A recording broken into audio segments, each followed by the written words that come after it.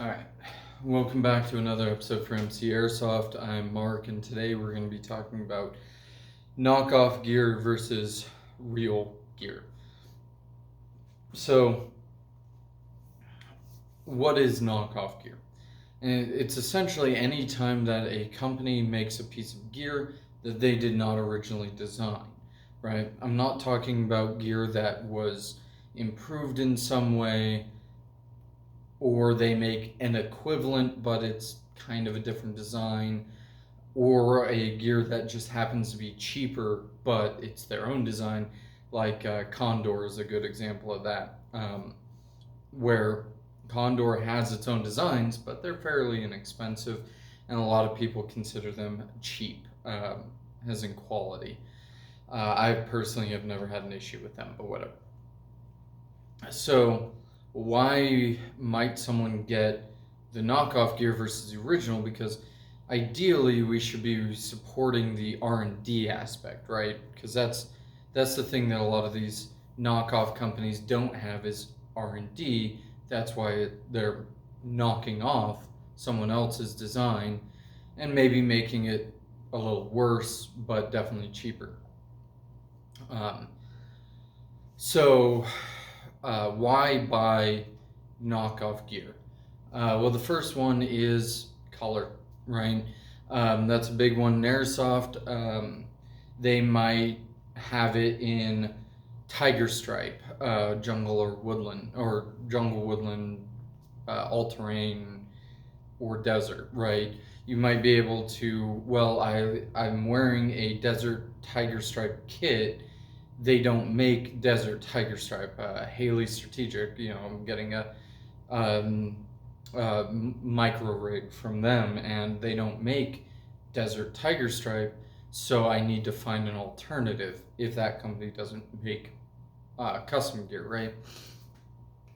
Which is another option, which I don't really consider knocking off, but another option is custom, getting something reproduced but in a different style, maybe pouches added or missing versus the original or something of that nature, because you're changing it for a specific reason and the original company doesn't make that specific thing.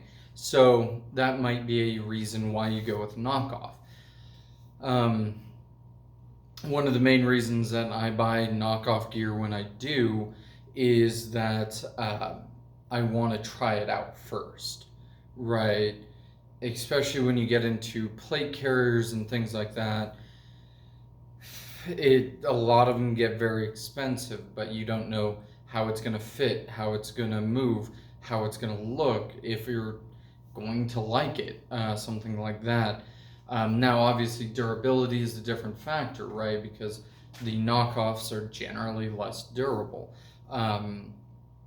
Fitment, it might be a little bit different, but you can use that to kind of gauge things. So you might want to go with a knockoff because you're unsure of whether or not you actually want the real one. Whether that's because you don't have access to the real one, or you haven't seen it for whatever reason in person, you haven't had a chance to try it on. So you might want to go with that. The third one, and probably the biggest one, especially when it comes to Airsoft, is price. A lot of these companies that are making tactical gear make very good tactical gear, to the point where it is arguably overbuilt for Airsoft.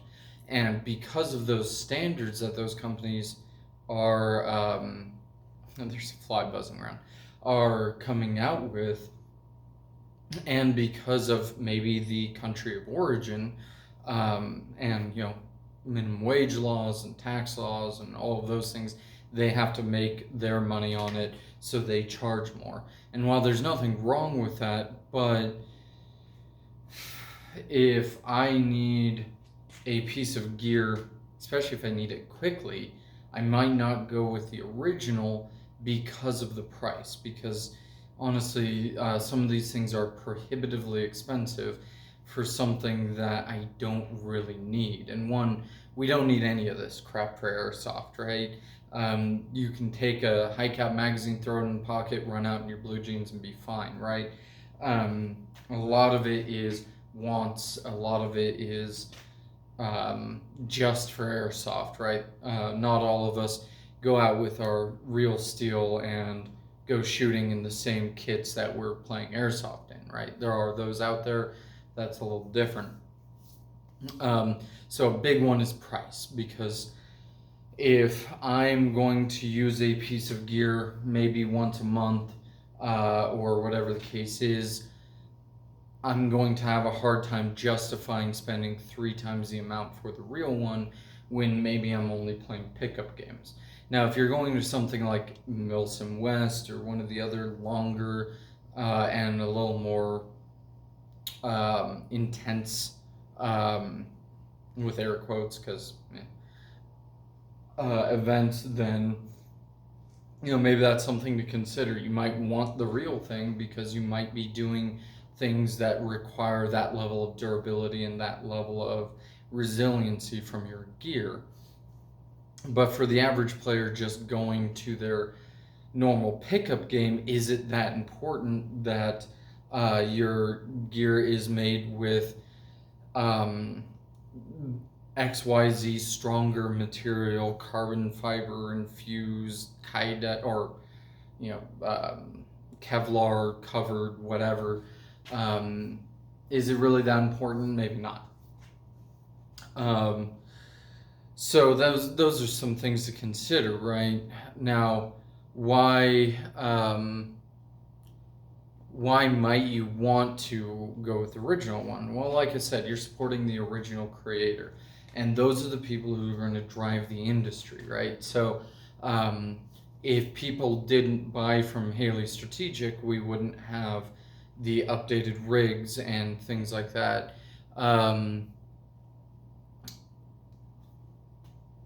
If we didn't buy from Viking Tactics or Viking Tactical, one of those two, we wouldn't have the better slings that they've made. So you're paying them for the R&D that they've already done, but also for the R&D that they're going to do and push things further.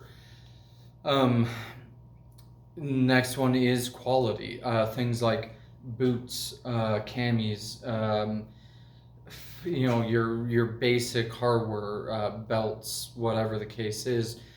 You might want to go for a little bit more expensive or better made or the original manufacturer because they're going to be better. Cry is very expensive, but maybe a good example of that. Beyond Clothing, a little bit less expensive, but another good example of that. But even companies like Blackhawk. I have used the same Blackhawk belt for probably like 12 years now, for various things, for airsoft first, then military applications, then going to the range or whatever I need that belt for, and now it's being pressed back into service for airsoft.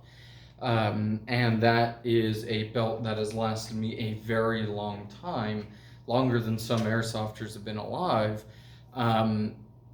And while maybe a knockoff would have lasted as long, but I've definitely got my use out of that. So if the time comes that one breaks, I'm probably just going to go back to Blackhawk and get whatever updated version they have. Another one is slings, right? Some people go with cheap slings, but if you're running around with your cheap sling and you don't have hands on your weapon, then chances are it might break. And if it breaks, your very expensive airsoft gun is now crashing to the deck, right? So it's and depending on how much you spent on it, it might break, depending on how you drop it. Holsters are another one. Now, personally, I use Kydex holsters, but shelling out the money for a good Serpa holster even, I know a lot of people don't like them. I've never had an issue with them. but a Serpa holster or one of the Safariland holsters. Now, do you need to go high end? No, it's airsoft, but I would argue that you should at least be spending half as much on the holster as the pistol, right? A $50 holster can be a good holster if you're getting a $100 pistol. If you're getting a $200 pistol, maybe you look at spending actually getting one of the cheaper Safarilands or the $100 Safarilands, something of that nature, because you don't want, if the more you spend on an item, the more you want to protect it. And the same reason we put the little covers in front of our optics so they don't get shot out, right? Holsters are a big one. Like I said, I make my own kydex, so if it fails, that's on me. I also run a lanyard, right?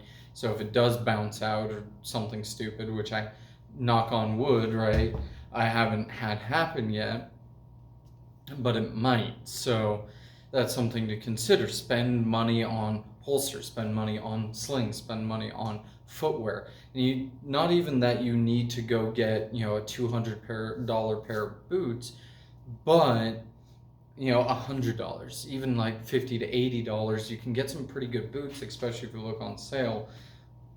I've been wearing a pair of Bates boots, 6-inch boots that they're my everyday, you know, wear out here in rural Arizona. I also use them for airsoft, for work, you know, whatever I need to do. And aside from replacing some laces, they've been going strong for a year. And I got them on sale for like $60, I think. But they, you know, they retailed for more. But look for sales, right? Because you don't want to roll an ankle, you don't want to break an ankle. That's going to be, not only is that going to take you out for the day most likely, but it's also going to be something long term that can permanently affect your body. I've rolled my ankle quite a few times over the years, and now my right ankle is never going to be the same. So another one is eye pro. Same reason, right? You don't want to lose your eyes because one, takes you out of the game for that day, but it might take you out permanently, right? It is going to be something that will permanently affect you. Face Pro, as long as you got something there, you're probably fine, right? If you're getting in and out of, if you're actually riding around in vehicles, getting an actual bump helmet at very least, something that is designed to take impact, is going to be very important. A lot of people, they're getting the cheapo helmets, and maybe those work, maybe those don't. It's really gonna be a crapshoot, but you don't want to play around with concussions. So protective gear is going to be important to get the actual things. I'm not talking about you know, sappies or e-sappies or, you know, plates or whatever.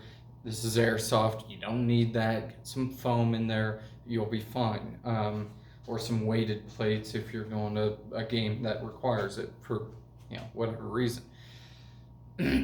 But you know, decent pair of gloves. Now I have Rothco gloves on my belt line that if I need to go hands on with an object that is not something I want to grab with my regular hands, I can throw those on and I can do what I need to do. Most of the time I don't play with gloves on because I hate the way they make my hands feel when I'm trying to manipulate things. Even when I was in the military, I almost never wore my gloves unless I was touching something hot or sharp or something of that nature, right? You know, maybe if you want to protect your hands real nice, get a pair of nice gloves. But, you know, I play in mostly federal land, so, you know, maybe I have to move a cactus out of the way, move some rocks where there might be insects underneath, you know, move some rubble, something of that nature. So I need good gloves, good eye pro for, you know, hopefully not getting shot in the eyes, but it does happen, right? So protective gear is something you don't want to skimp out on. You want to buy good products. You want to spend the extra money, get the actual one. Don't take your chances with that, because if a chest plate or chest carrier breaks in the middle of a game, you duct tape it, you move on. If your eye probe breaks in the middle of the game, that might be real bad. So those are some reasons you might want to buy actual products from the original manufacturer. Yes, they're going to be more expensive, but they're going to be better and they're going to last longer in the long run, right? Now, obviously, do you need to buy the actual mag pouch? Probably not, right? Doesn't really matter that much, especially if you're like me and like the Velcro ones, closed top pouches. Probably doesn't matter too much. But, you know, if there is the buy once, cry once, but, you know, that's going to depend on you and your budget. These are just some things to consider. Subject I wanted to talk about came up with some other stuff. But until then, until next time, stay safe, stay hydrated.